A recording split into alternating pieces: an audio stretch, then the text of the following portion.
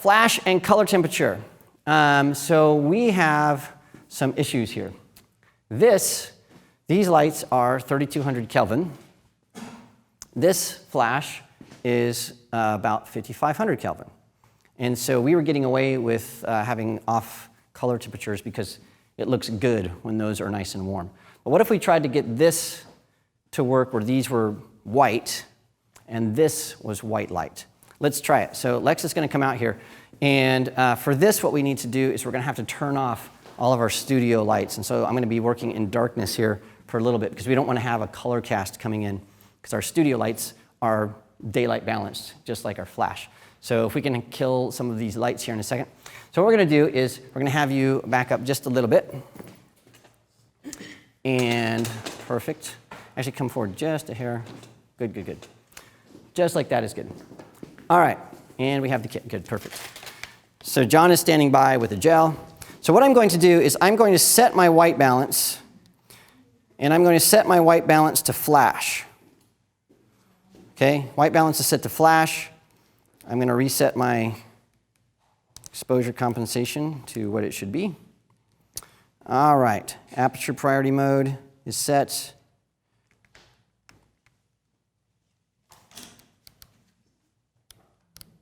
I'm resetting my camera from all the craziness that it was at before. So now we have a very, very slow shutter speed. There we go. The flash did not fire, did it? Flash did not fire. Why not? Batteries might be dying here. Are they dying? That's good. That's not good. My flash is not working. ETTL. There it goes. All right, let's try one more time. My auto power off happened. Okay. So now what we have is we have the flash and the camera set to the flash's color temperature.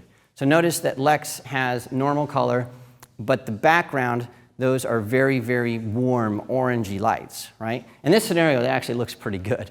But let's do one other thing. Let's take this and we're going to set the white balance to incandescent. So this is going to be set for the lights behind Lex. I'm going to take that look. Now this is sort of crazy. Lex is going to feel a little bit sad because she's blue. Okay? So now you can clearly see that these lights are technically the correct color temperature, but Lex is clearly from Avatar. So we've got to fix that. So the way that we fix that is we have a gel. And this is actually made by Rogue Imaging. I don't know if you can see me. I'm totally in the dark. But this little gel here, maybe in front of this, is it's called CTO. It's color temperature orange is how I remember that. But it takes a flash and converts it from 5500 degrees Kelvin to 3200 degrees Kelvin. And these are a standard little gel. So what I'm going to do here is I'm going to take my flash out of that. And then I'll try to stand back where you can actually see me. And I'm just putting this over the front of my flash. There's just a little gel. And it comes with a fancy rubber band to hold it on there. Boom, just like that. And now this has an orange gel over the front of the flash. I will put this back. I'm not sure if you have a full or a half there. Oh, let me take. Oh, let's just check. So full or half means how much of a correction this is. And this is a full, it looks like. So one stop is what it says. Yeah. Yep.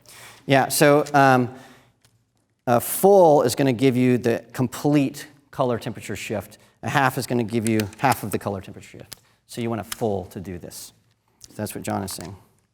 So we've got this on our flash. And all it's doing is putting a little orange on there. Now I'm going to put this back in my softbox. Like that.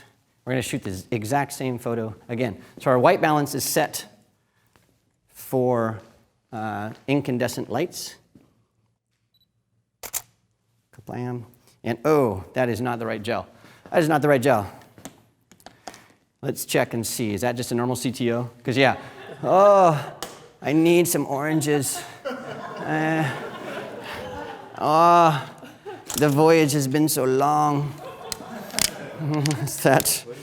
Yeah, I don't know. Let me just check. We're working in the dark, so we're looking at these. Oh, yeah, it's jaundice. Full CTO. Okay, I'm not sure. Called Oklahoma yellow. Oh, we got. Sorry. The glasses aren't quite working, so we put the wrong gel in, obviously. But yeah, you look like I've got the scurvy. Are we out to potatoes? Yeah. All right, now let's try this. I love doing stuff live because, this is how, the worst thing is, at some point you're going to do this with a client around, and you just sort of have to roll with it and go, oops, yeah, because, oh well, I meant to do that. Okay, now, yes, let's take a look. Let's pretend that didn't happen. Now you can see that clearly she is balanced with the background. Getting the right gel, turning on the flash, all that kind of stuff. We'll show this one more. Now we have our color totally matched. And you can see that she is the proper color, and the lamps behind her are the proper color, because this color temperature and this color temperature are now the same. And that's how you do that. You just put the correct gel on the flash, and it fixes that. All right, we can turn the lights back on. Thank you, Avatar Girl. And the jaundice. Do you get orange from jaundice? Is that right? I don't know. I've never had the jaundice. So we'll see. Okay, so that's how that works. Are there any questions on balancing the color temperature of a flash to the ambient light? Basically, you just throw a gel on there, and you're fine. And where's that kit? Can I see that kit really fast? So this kit here, this is made by Rogue Gear. So this is called Rogue Lighting Modifiers. They also make the Expo disc. They also make some other stuff that we're going to show you later on. But this has, I forgot who was asking. Somebody was asking about, creative gels on a flash. These are in here. So you've got yellows and reds and all these creative little things that you can do. But there's also color correction, and there's a little card in here, and it will tell you that if you need to go from 3200 Kelvin to 4300 Kelvin, you use a half CTB, and you can just pull that out. And so if you know the color temperature of the lights from one to the other, there's a little cheat sheet in here that will tell you what gel you need to use, and all you have to do is slap that on there, which is really cool. Okay, yes, we have a question. We have questions in the studio audience. More just a comment. Something that I've noticed using those is, I think, important to remember is you can actually melt the gel. Yes, you can. If you put it too close to your So strobe. it's called a gel because it's gelatin. Right. And there are a few things to do. You can melt the gel, absolutely, by shooting rapidly. But you can buy these in larger sheets. So you don't have to buy the kit. The kit's really nice because it's already pre-made for you and has all the different cheat sheets and all those types of things. But you can go to any camera store and they'll have trays of, you can just say, I need half CTO, full CTO, or CTB. And by the way, CTB, it's easy to remember for color temperature blue. What if we wanted to take these, and instead of making the flash match this color, what if we wanted to take this to match the flash's color? So what we would do is we would put blue on these, and then that would match the flash. And so you can do it either way. It's much easier to modify one light than it is 20. But that's what architectural photographers do, is they'll go through and they'll use that little light meter thing, and they'll go, oh, this is this color, and I need this gel. Right.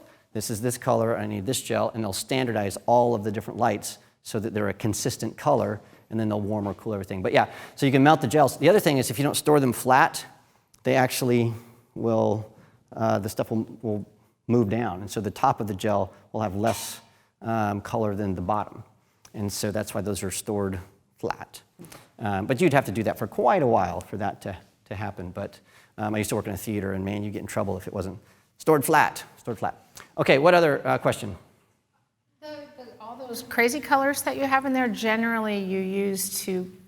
To go back to the 80s is what those are for. No, yeah, they're for, watch if you watch any kind of, I don't know, CSI, whatever, or those kind of crazy cop shows and things like that, you'll see lots of color added to the backgrounds of stuff. And so let's say you're shooting an environmental portrait at a bar or something like that. You might have a really cool, a bunch of bottles or something, and you have like a cool bartender up here doing whatever, and you have some really nice wood and all that kind of stuff. And what you might want to do is when you take the picture, there's not much interest behind the person. And so maybe you want to put a nice blue color cast to all those bottles. You could put a little speed light back there with the blue gel, and you can start introducing different colors. Joe McNally does this very well.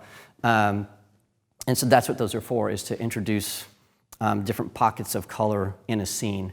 But not on your subject generally. Generally, no, not on the subject. You don't really want to have a green or a blue person. But like what we did earlier on Mistake, where we had that shot of Lex and the psych, the white seamless was blue. What we could have done is we could have used a blue gel on a flash to make it blue, to look like that. And what that allows you to do is you can have a white seamless background, and you can use different gels to make that whatever color you want, which is really cool. Okay, other questions?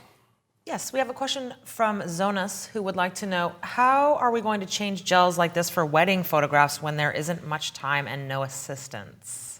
Any recommendations or tips? It doesn't take very long to throw a gel on. I mean, it takes like 10 seconds. You just have one in your pocket and go clunk and put a rubber band.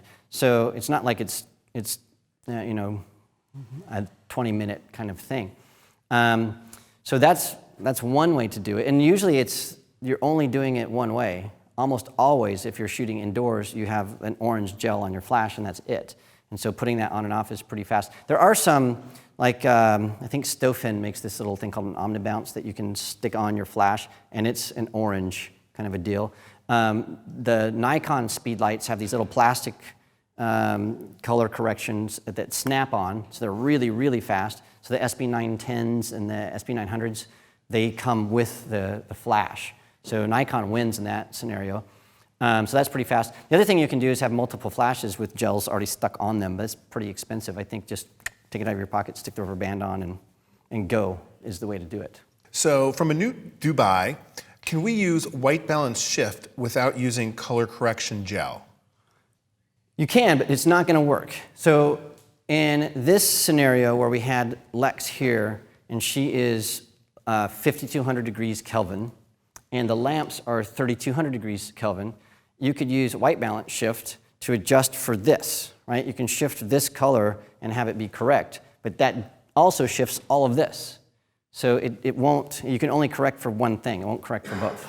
So yeah, that won't work. You could do something crazy, like go into Photoshop, create a layer, mask that layer, have 2 different color temperatures, or you can get a $2 gel and a rubber band and be done. Much, much faster.